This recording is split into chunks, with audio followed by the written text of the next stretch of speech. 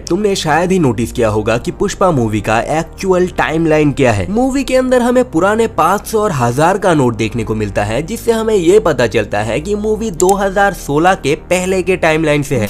तो जब उल्टा लटकाया जाता है तब उसके पॉकेट से एक फटा हुआ नोट गिरता है, जिसके बारे में मूवी में कुछ भी नहीं बताया जाता। तो एक्चुअली में ये सीन पुष्पा 3 से बिलोंग करता है। पुष्पा 1 में पुष्पा के पास जो बाइक था उसका नंबर था 666 एंड पुष्पा 2 में पुष्पा के पास जो कार है उसका नंबर भी 666 है, जो कि एक वीआईपी नंबर है। बट इस नंबर का मीनिंग क्या है तुम्हें पता है?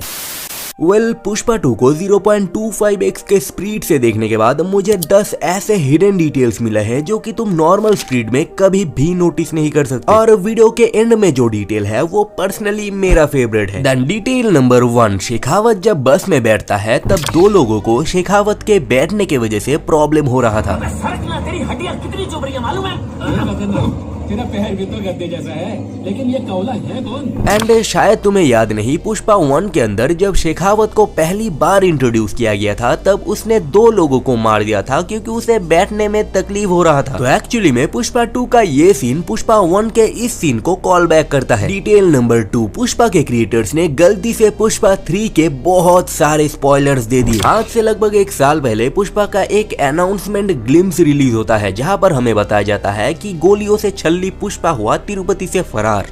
गोलियों से घायल पुष्पा हुआ तिरुपति जेल से फरार। बट उस 3 मिनट के ग्लिम्स का कोई भी सीन तुम पुष्पा 2 के अंदर नोटिस नहीं कर सकते। एंड उसके बाद पुष्पा का जापानीज के साथ फाइट एंड जापानीज के साथ डील, इन सारी चीजों को हमें सिर्फ ट्रेलर में, मूवी में एंड ग्लिम्स में दिखा के छोड़ दिया है। एंड इन सीन्स के बारे में थोड़ा बहुत रिसर्च करने के बाद पता चलता है कि इन सीन्स को मूवी से हटाया गया है। सिर्फ इन सीन्स को ही नहीं, मूवी का कुछ और ही स्टोरी लाइन होता अगर हमने पुष्पा 2 से ज्यादा एक्सपेक्टेशन ना रखा होता, क्योंकि पुष्पा के क्रिएटर्स ने पुष्पा को बनाया था बिना किसी एक्सपेक्टेशंस के एंड वो मूवी ग्रैंड लेवल पे चला है। तो इसी के साथ पुष्पा 2 का एक्सपेक्टेशंस ऑडियंस के लिए पहले से बढ़ जाता है, जिस वजह से डायरेक्टर ने मूवी को कुछ हद तक शूट होने के बाद भी स्टोरी लाइन में फेरबदल करता है। इसका नतीजा है पुष्पा 2 एंड हमें जो चीज देखने को नहीं मिला वो सब अनाउंसमेंट ग्लिम्स में, ट्रेलर के बीच में, मूवी के पहले डाल दिया गया है, जो कि शायद हमें पुष्पा 3 के अंदर देखने को मिल जाए। डिटेल नंबर 3, मुझे पता नहीं कि तुमने नोटिस किया होगा कि नहीं, बट पुष्पा अभी तक घाटे में चंदन के लकड़ियों को बेच रहा है। पुष्पा में दिखाया जाता है कि मंगल सीनू मुर्गन को हर 1 टन 2 करोड़ में बेच रहा है।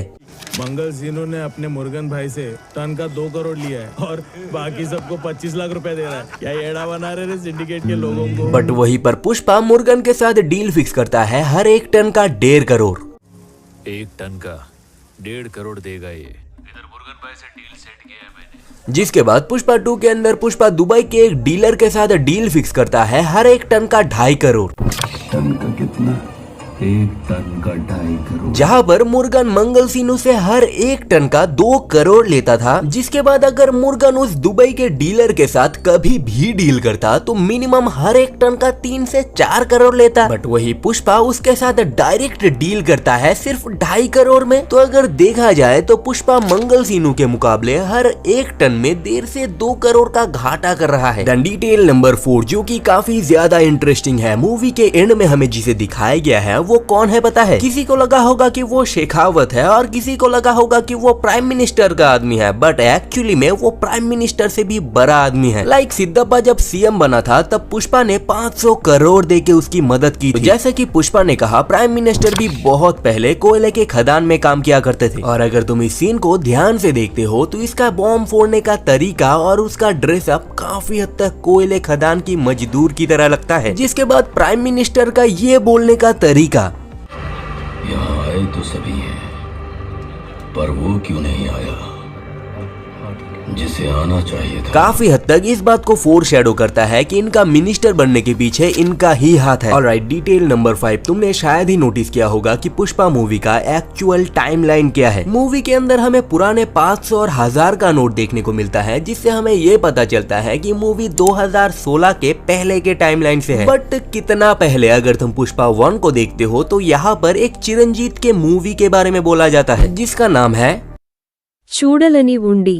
एंड ये मूवी रिलीज होता है 1998 में, जिसका मतलब पुष्पा 1 का टाइमलाइन 1998 है एंड पुष्पा 2 का टाइमलाइन प्रोबेबली 1999 होगा। डिटेल नंबर 6, पुष्पा 1 में शेखावत ने पुष्पा से कहा था कि तुम्हारे शर्ट के पीछे कोई ब्रांड का लेबल नहीं है, यानी तुम्हारा कोई वैल्यू भी नहीं है।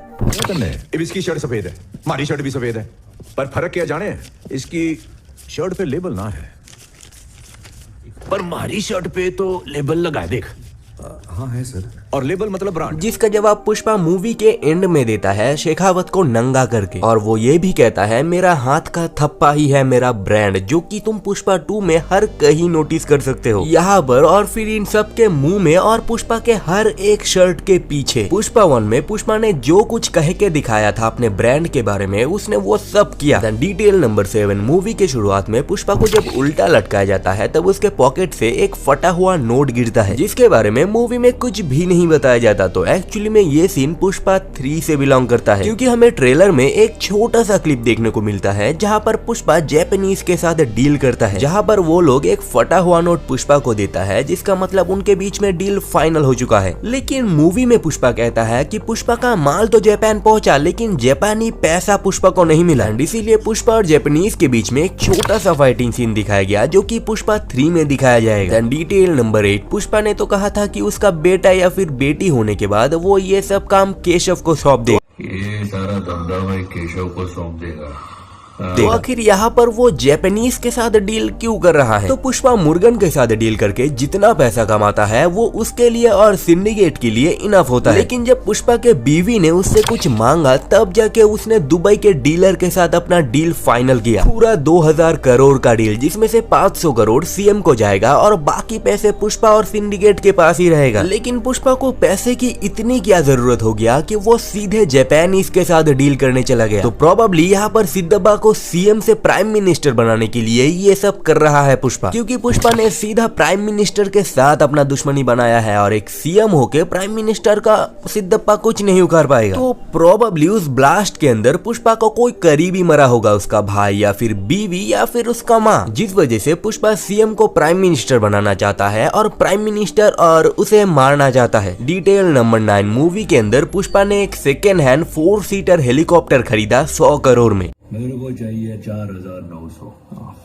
100 करोड़ कम बोल रहा है पुष्पा। लेकिन अभी 2025 में एक नया 4 सीटर हेलीकॉप्टर का प्राइस है 62 करोड़ और पुष्पा 2 मूवी टेक प्लेस करता है 1999 के टाइमलाइन पे। तो फिर तब उस हेलीकॉप्टर का प्राइस और भी ज्यादा कम था, यानी पुष्पा ने उस सेकेंड हैंड हेलीकॉप्टर को खरीदने की समय 50 से 60 करोड़ का घाटा किया होगा, जो कि ऑफ कोर्स पुष्पा के लिए कोई बड़ी बात नहीं, बट पुष्पा दिमाग से नहीं खेलता। डिटेल नंबर 10, जो कि काफी ज्यादा इंटरेस्टिंग है। पुष्पा 1 में पुष्पा के पास जो बाइक था उसका नंबर था 666 एंड पुष्पा 2 में पुष्पा के पास जो कार है उसका नंबर भी 666 है, जो कि एक वीआईपी नंबर है। बट इस नंबर का मीनिंग क्या है तुम्हें पता है? इस नंबर को नंबर ऑफ द बीस्ट या फिर एसोसिएटेड विद द डेविल भी कहा जाता है, यानी ये कोई आम नंबर प्लेट नहीं है, ये एक वीआईपी नंबर तो है ही, उसके साथ ये एक बीस्ट नंबर प्लेट भी है। देन तुम्हें कौन सा डिटेल पसंद आया, हो सके तो कमेंट में बताना। बाकी सायोनारा।